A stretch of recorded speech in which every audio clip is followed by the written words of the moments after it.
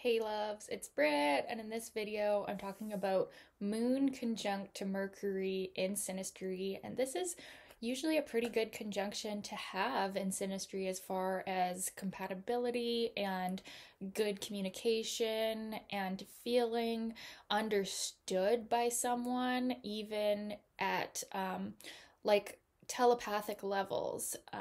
We can have understanding with this conjunction. So the moon person feels like when the Mercury person talks and is just communicating their random ideas, that they are getting a sense of what they need to be emotionally fulfilled, especially if the moon person is the man or the male polarity of the relationship, because the man's moon sign can show insight into his wife or the woman that he feels like has wife qualities, along with Juno and Venus too. But um, yeah, usually the man can really see the woman as someone that's his type. Um, and someone who can make him happy or give him the kind of life that he needs to feel emotionally fulfilled and secure and safe. And she can really be like the dream woman. Now, she can also be a bit insensitive to his feelings at times. And this is going to go either way, because Mercury is not an emotional energy. It's a very logical energy. So sometimes at times, whether the moon person is male or female or whatever, they can feel that the Mercury person is overly logical, or always trying to figure out their emotions with logic and reason and like giving solutions. And so sometimes that can be a bit disheartening, but usually it's not done from a place of wanting to hurt the moon person or anything, or anything like that. So it's usually good intentions. And that's more rare, because if the Mercury person has any water sign energy or empathic energy, they're gonna know how to make the moon person feel emotionally heard, right? And the moon person can definitely feel very heard. They could even feel like the Mercury person communicates what they are feeling instinctively, but they don't always know how to put words to it. Mercury can put words to it. Now, that could also be kind of annoying at times, to always have someone taking what's going on inside you and putting it out into the world and speaking it, right? So there can be an element of annoyance with this, but it's usually more positive, because we really feel like we have met someone who's so similar to us. They actually do have very similar instincts and drives, although the Mercury person is coming at it from a more mental plane and the moon person is going to be more emotional. They still are very similar with this conjunction. And you generally get the sense that, like, this relationship and this person, you can live a harmonious life together. You are compatible. Like, you get this feeling that you are. And maybe you have other things going on that show that maybe it's not deeper than this, but generally with this aspect, you're going to feel like you found a soulmate. You're going to feel like you found someone who understands you like no other, right? The moon person can also really get a telepathic sense into the Mercury person's thoughts, and reading them, and they can know what they're going to say before they say it, and they can know what they're feeling, what they're thinking. And this is the kind of aspect that you're going to have that telepathic bond where you're just thinking of them and then they phone you, or you were just about to say something to them and then they've said it to you. Moon Mercury aspects can show this, and the conjunction is the most powerful aspect to have between Moon and Mercury. So I talked a little bit about if it's the man's moon or the male polarity's moon, how that could show up as the moon person really feeling like the Mercury person is their type, right?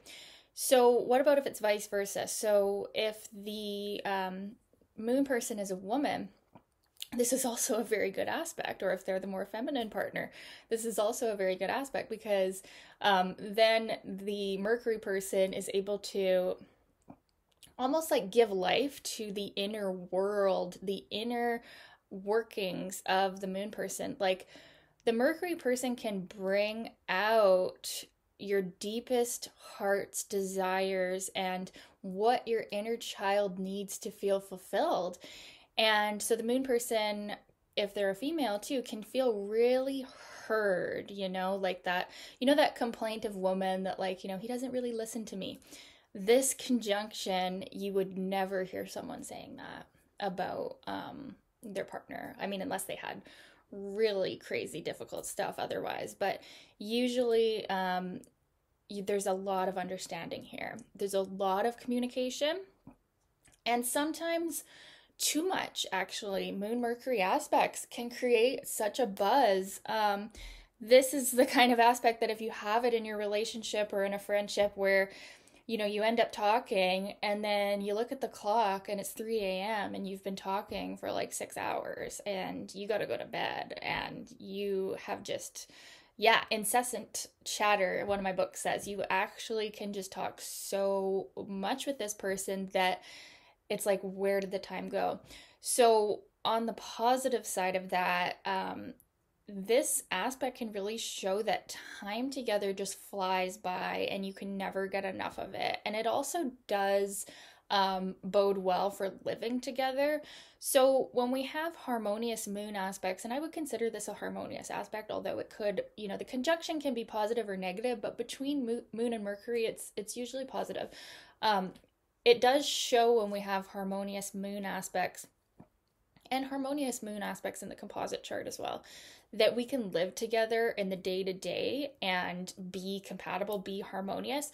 So you can see with this aspect that the moon person specifically the most is going to feel like the Mercury person isn't going to get in the way of their comforts and their, day-to-day, whatever they need to feel emotionally secure. They can enjoy eating together. They can enjoy like the domestic, whatever you're doing, work around the house. They can really feel comfortable in their own home together. It's not as much of a social aspect of a couple that's like going out all the time. It's more of like an enjoyment of the home, and a lot of communication in the home and about the home. And you could see this in the couple that's like always working on their house together, or always thinking of the children, domestic things, right? Cooking and just working on stuff around the house. That's showing that all of these moon things are harmonious. Usually too, like familial relationships can be good, or can be a big theme of the relationship is the family, like fourth house things, third house, fourth house, right? So yeah, it also can show like a lot of moving around together, like short trips, right? Because that's like the third house emphasis. And so you enjoy the little things, that saying too, that's like, it's not about the big things, it's about the little things. That is a classic quote of the Moon Mercury conjunction in Synastry, because it really is with this aspect. You enjoy the little things. You enjoy waking up and making a coffee for your partner and then drinking it together and talking about your dreams that night or what you're planning on doing today. And it doesn't have to be more than that. Maybe you don't have far off dreams shown by, Neptune or Uranus synastry. Like maybe this is just the simple day-to-day things you guys can agree on. And so this aspect is one of the most favorable to see in a synastry chart, because you're able to get along on that day-to-day level, right? And the only complaint is sometimes the moon person can feel that the Mercury person is a bit cold. But if the Mercury person just makes even the slightest effort to try to be emotionally there for moon, and if their moon is aspected in the reverse overlay, right, or like the other side of the synastry, then this will be different. But if it's like just this Mercury moon conjunction and the other person's moon isn't aspecting the other chart, then the Mercury person could be seen as, just kind of cold, or always like, logicalizing the moon person's emotions, and that's sometimes not how our moon would like to be received. But also, like I said, they can really help bring to life those emotions for the moon person. And the moon person can actually end up understanding a lot about themselves and why they feel the way they do. They can really go into inner child stuff, go into their feminine energy, their feelings, their instincts, what they need to feel emotionally secure and safe. The Mercury person is activating that and bringing that all up for them. And the Mercury person doesn't have to try to do this. The Mercury person is just doing this by being themselves and talking to them. So it's very chatty. Like I said, it's a very chatty aspect. The Mercury person feels like the moon person is just this delightful listener. They really feel heard by the moon person. Like they can share all the thoughts that are going on in their head. And there's also a lot of talking about just like the day-to-day, like, oh, I just woke up. How did you sleep?